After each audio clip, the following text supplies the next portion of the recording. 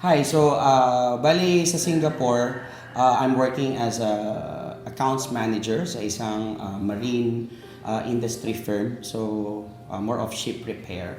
And of course, I'm a life group leader at Hope Church Singapore.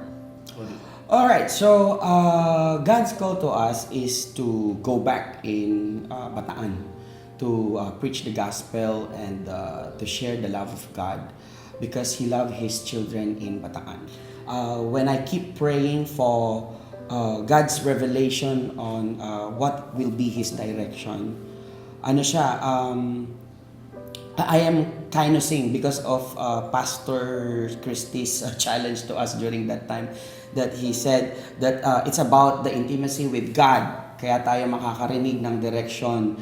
So even in the noisiest, busiest places, you will hear God. So dahil nga for the first time, 31st of December hanggang 6, wala akong marinig from God. I started to challenge myself and go to nearby Makan area, no? It's I think it's Ananas in Aljunied MRT. And then I sat down there, I'm praying, and I'm the normal devotion that I'm doing, and suddenly, in just a split second, the Lord spoke to me. And I started writing my journal as if, someone is talking to me. It's like, Lucky, you must go back home in the Philippines. You need to go back to Bataan, and then I will help you. You will be the light of that church. And I remember I wrote there, John 1:7, that you will be witnessing the light, and through you, they will see the light. And then, Lucky, you will be planting churches from 1 kilometer to 1 kilometer after kilometer, and there will be 12 tribes in Bataan. During that time, I don't even know what is 12 tribes. Until I suddenly realized that there's 12 municipalities in Bataan. So, from that journey of writing that journal, and I reread it, as if the Lord is really speaking to me. The Lord is talking to me. Nasabi niya, uuwi ka anak, uuwi ka ng Bataan, huwag kang mag-alala, I will provide for you. And then He even revealed to me a word in Joshua chapter 1 verse 9 that be strong and be courageous. For me, I am your God, I will be with you. So the Lord is so clear, and as if like, a father is talking to a son.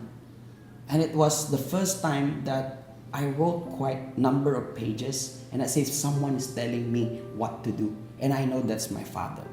Because my father, I know the voice of my father from deep within me. Like what Pastor Chris is always saying, intimacy is the key to everything. And during that time, I heard the voice of God. I heard His heartbeat for the people of Bataan. We did what we are doing in Singapore.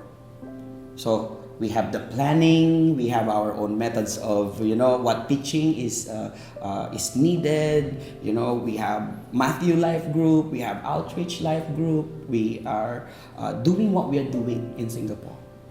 But it's not working. And that's the time I cried. I cried and I cried. And then the Lord taught me. He slaps me in my face.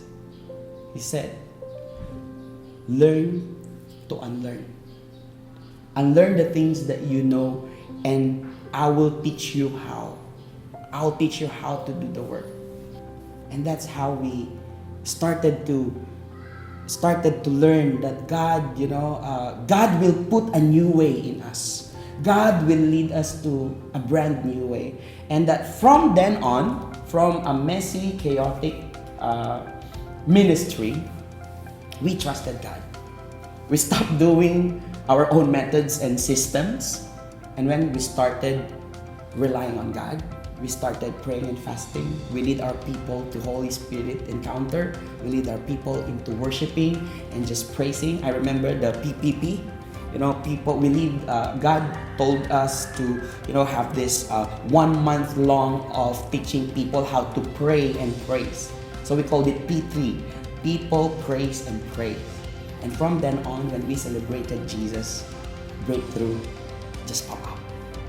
God just poured out all the blessing. From the 3 life groups that we have, we move into 4, 5, 6, 7, and currently to date we have a total of 22 life groups. That is because God moves. God, when we honor God, He will honor us.